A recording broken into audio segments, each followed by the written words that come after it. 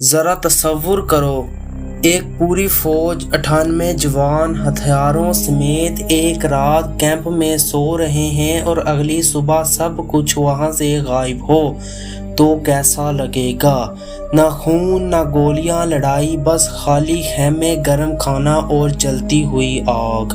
یہ کوئی فلم نہیں بلکہ 1937 کے چین کا ایک حقیقی واقعہ ہے جو آج تک ایک راز ہے۔ یہ کہانی ایک ایسی جگہ کی ہے جہاں درخت سانس لیتے ہیں اور اس جگہ کو اسیف زادہ مانا جاتا ہے۔ اگر آپ ان کی زبان نہ سمجھیں تو وہ آپ کی جان بھی لے سکتے ہیں۔ تو سمجھتے ہیں کہ اس رات کیا ہوا تھا۔ چین اور جاپان کے درمیان خوفناک جنگ جاری تھی۔ جاپانی افواج ننجنگ کی طرف بڑھ رہی تھی۔ ایک چینی فوج ہر قیمت پر انہیں روکنے کی کوشش کر رہی تھی۔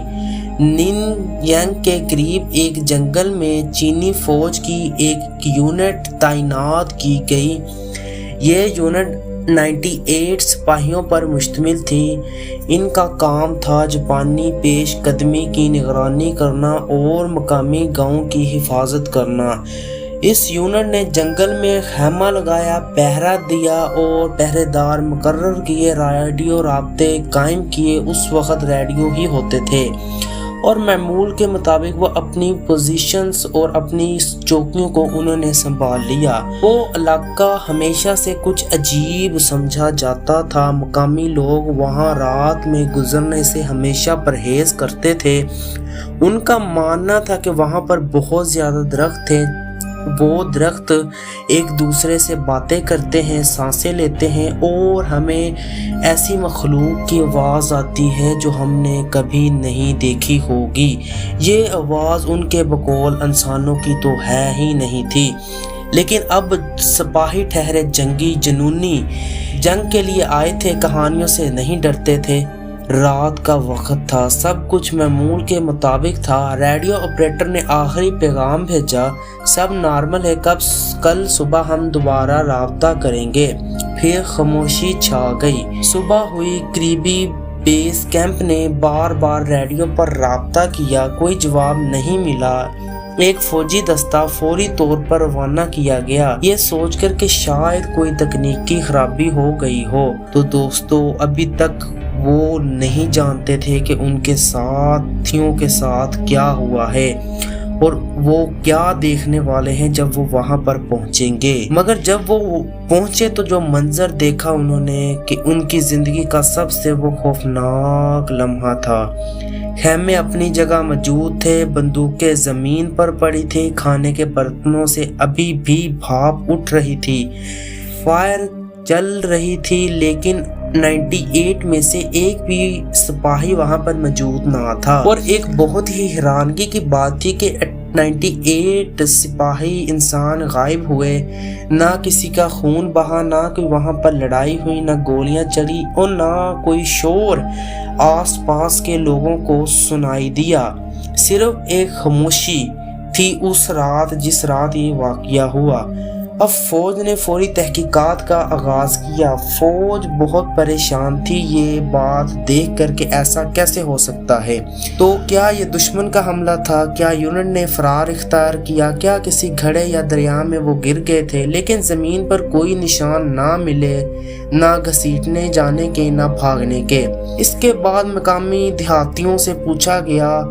ان میں سے ایک بوڑھی عورت تھی جس نے ڈرتے ڈرتے اور بہت مشکل سے کہا کہ وہ درخت رات میں سانسیں لیتے ہیں اور وہاں سے ایسی مخلوق کی آواز آتی ہے جو کہ انسانوں کی نہیں ہوتی۔ ایک بچہ کہتا ہے، میں نے دیکھا تھا سپاہی درختوں کے بیچ چلے گئے مگر ان کے قدموں کی آواز نہیں آئی، لیکن بعد میں وہاں سے درخت اکھاڑ کر بھی دیکھے گئے۔ تحقیقات کے دوران تو ایسا کچھ نہیں ملا۔ تقریباً 1 سال بعد فوج کو وہ واحد سپاہی ملا جو اس یونٹ میں بچ گیا تھا۔ وہ سپاہی اسی جنگلات میں کھو گیا تھا اور وہ تلاش کے دوران 1 سال بعد ملا اور امید تھی کہ وہ زندہ نہیں ملے گا۔ جب اس کو ٹریٹمنٹ کیا گیا تو وہ اس کو ہوش آیا، لیکن وہ اپنا ذہنی توازن کھو چکا تھا۔ وہ ذہنی طور پر مفلوج تھا، دبلا کمزور اور دن رات خوف زدہ رہتا تھا۔ اس کو ایک خوف ستاتا رہتا تھا۔ وہ کمرے میں پڑا رہتا تھا اور کہتا تھا کہ دیواروں پر ہمیشہ میرے آگے پرچھائیاں گھومتی رہتی تھیں۔ وہ اس سے کچھ نہ نکلوا سکے سوائے ایک جملے کے جو وہ بار بار دہراتا تھا، ہم نے درختوں کی زبان نہیں سمجھی۔ اس کے بعد اسے پاگل خانے بھیج دیا گیا، جہاں وہ چند مہینوں بعد دم توڑ گیا۔